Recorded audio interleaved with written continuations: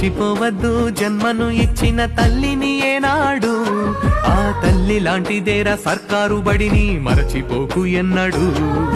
గుర్తు పెట్టుకో చిన్ననాటిని సర్కారు బడినెప్పుడు, రొమ్ము పంచిన అమ్మ ప్రేమతో రమ్మంటోంది ఇప్పుడు.